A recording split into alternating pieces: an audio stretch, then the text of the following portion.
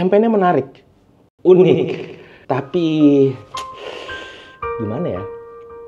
Halo, dengan dealer Yamaha, bos gue mau pesan Yamaha Gear 125 warna abu-abu. Kirim ke rumah sekarang, nggak mau tahu. Makasih. Jadi kemarin itu gua udah bikin 2 desain dari Yamaha Gear yang Gear Ultima 125 ya, yang versi Indonesia, dengan mengadopsi body-body dari Yamaha Gear yang ada di Jepang, cuy.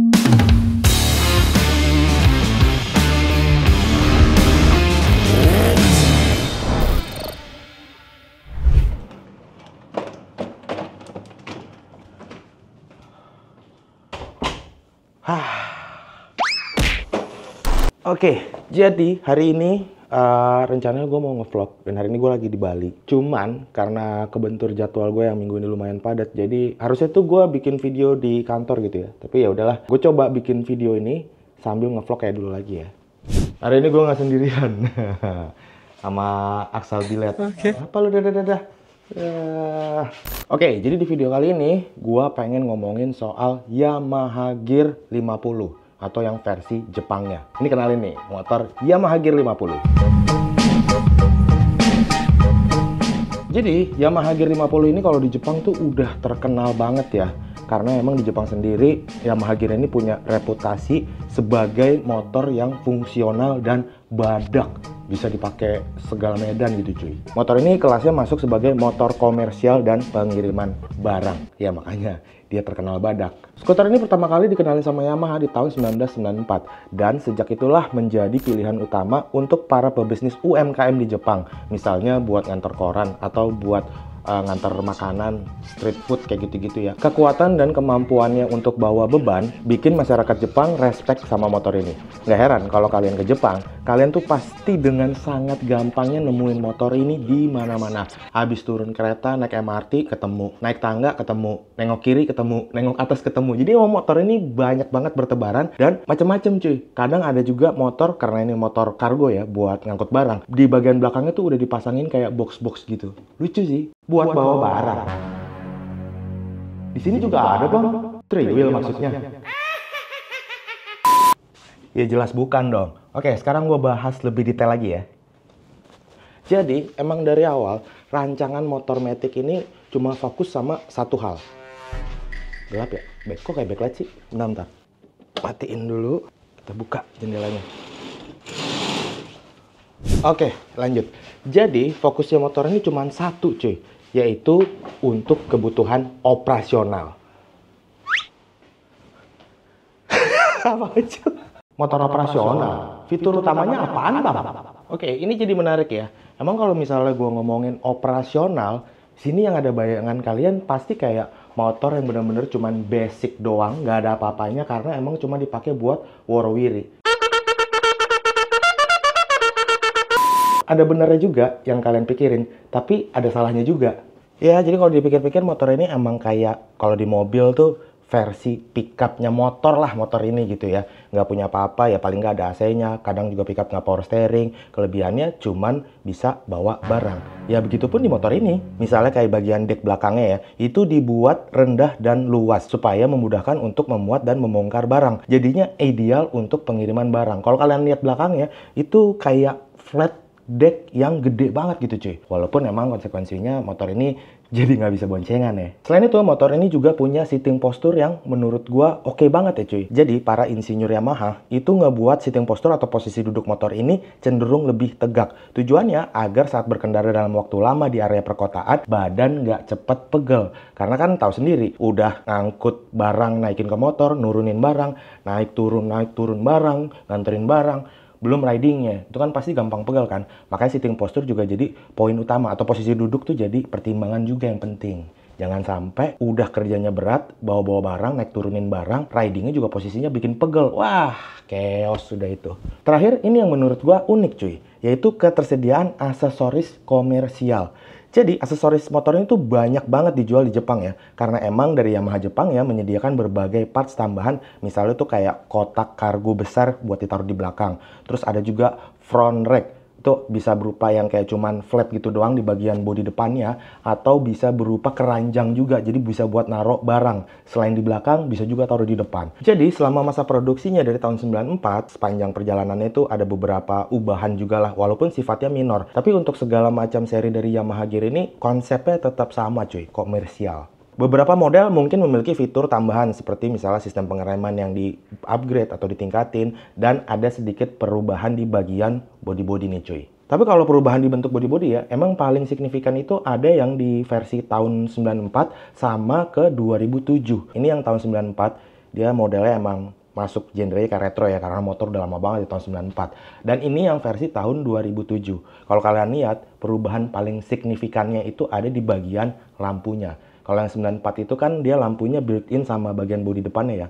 Nah kalau yang 2007 dia lebih kayak cuma lampu doang gitu loh. Tapi dipasangin front rack atau ada grillnya. Sampai saat ini kalau kita ngomongin motor matic komersial atau motor matic cargo, Yamaha Gear jadi pilihan yang utama. Yamaha Gear 50 bukan cuma sekedar skuter atau motor matic, melainkan sebuah workhorse atau kuda kerja. Enggak dong ya?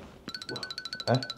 Maksudnya kayak kuda pekerja, kayak kendaraan pekerja gitu. Dengan tampilan yang khas yang dapat mendukung banyak kegiatan ekonomi di Jepang. Bentar. Tadi kalimat terakhir gua itu adalah di Jepang. Kalau di Jepang tuh keren ya, vibe-nya tuh kayak JDM gitu ya kan. Gimana kalau di Indonesia? Ya kalau di Indonesia ada juga cuy. Namanya Yamaha Gear Ultima 125. Pesan yang mau disampaikan lewat campaign-campaignnya mereka juga kurang lebih sama dengan Gear 50 yang ada di Jepang. Ini adalah sebuah motor yang tangguh dan bisa dipakai buat bawa barang banyak. Campaignnya menarik, unik, tapi gimana ya? Ya menurut gua kurang stylish lah gitu ya. Kalau di Jepang kayaknya iklannya ya biasa-biasa aja gitu, nggak perlu dihiperbola. Karena segmennya kalau di Jepang itu udah jelas, motor komersil buat bawa barang. Kalau di Indonesia, konten-konten yang bertebaran di sosial media ya, itu kayak overrated gitu cuy.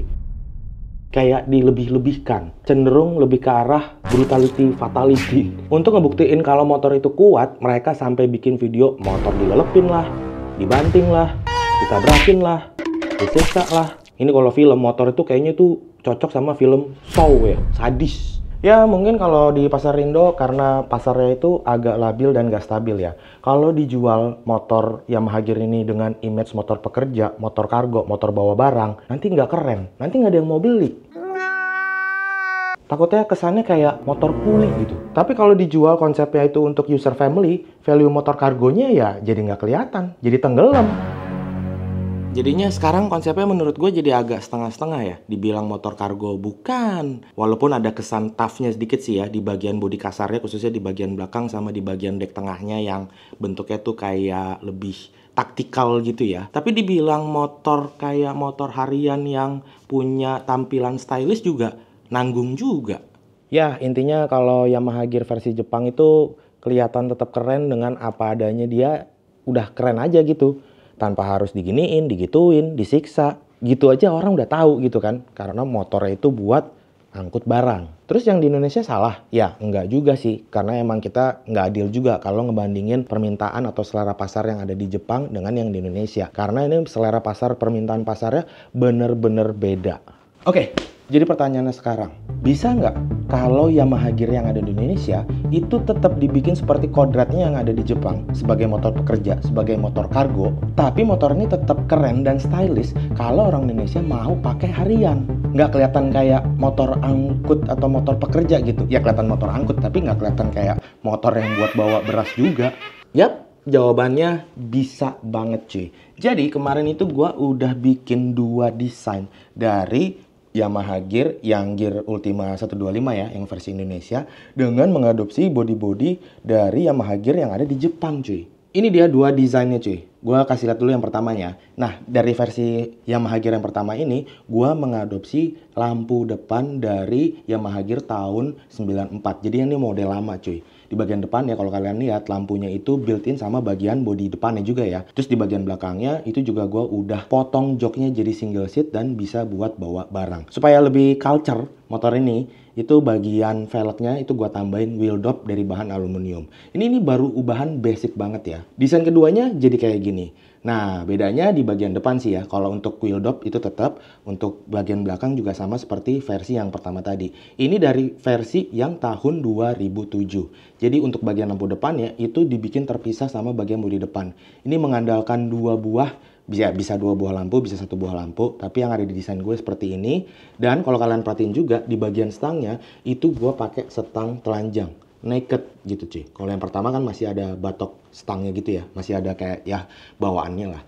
Cuman resikonya kalau misalnya pakai stang telanjang ini otomatis fitur-fitur atau panel instrumen bawaan standarnya udah nggak bisa dipakai lagi. Gimana menurut kalian? Bagusan yang versi pertama yang ini atau versi yang ini? Langsung aja tulis di kolom komen ya.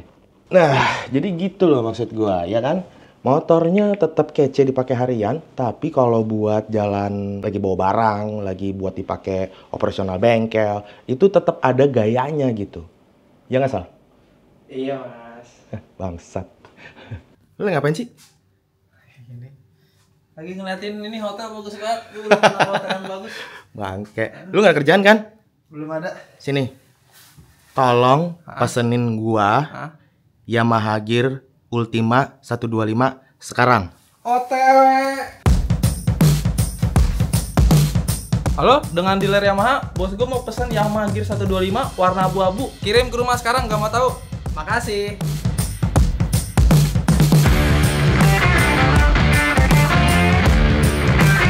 Ya, jadi karena ini sekarang masih di Bali, jadi langsung aja sekarang kita ke bengkel Katros melihat mudah-mudahan motor udah nyampe di bengkel Katros ya. Let's go.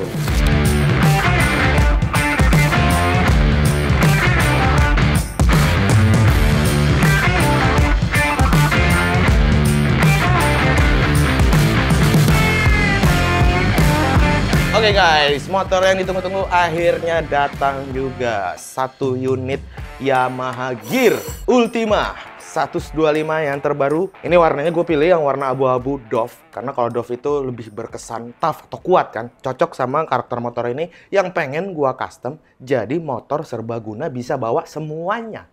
Bawa galon bisa, bawa barang bawaan bisa. Ya pastilah ya.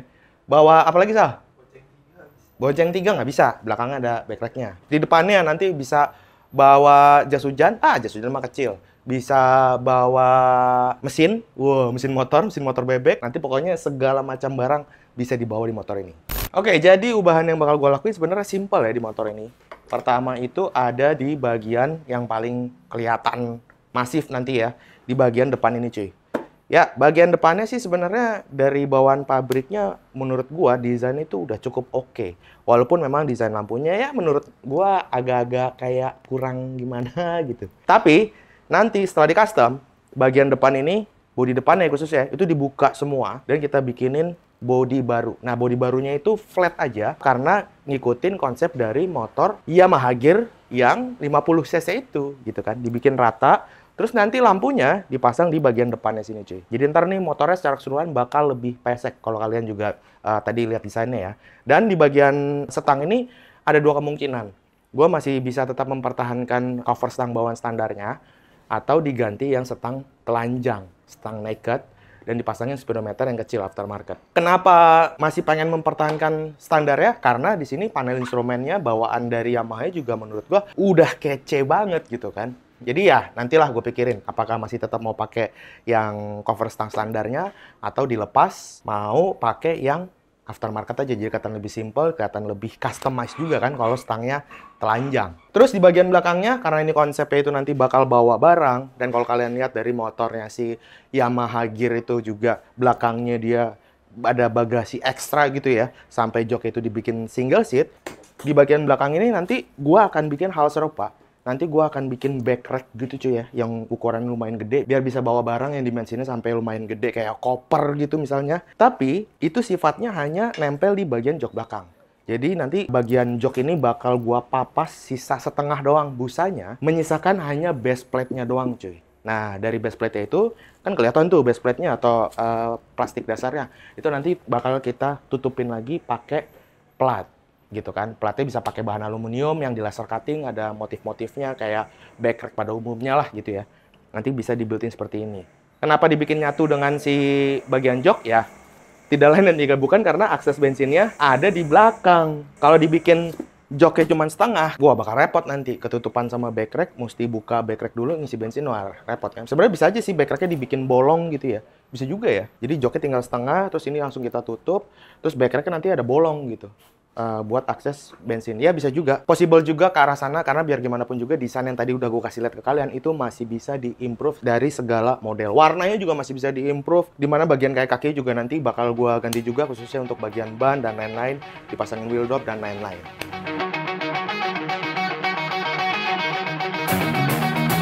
Sementara ini progresnya masih berjalan. Kalau kalian punya masukan atau ide tambahan kira-kira menariknya dibikin seperti apa, atau aksesoris apa yang mesti dipasangin di motor ini supaya motor ini jadi lebih kelihatan cargo scooter konsep lagi gitu kan, kalian bisa langsung aja tulis di kolom komen. Sementara itu gue rasa video udah cukup, langsung aja gue tutup seperti biasa. Gue Ateng cabut, peace.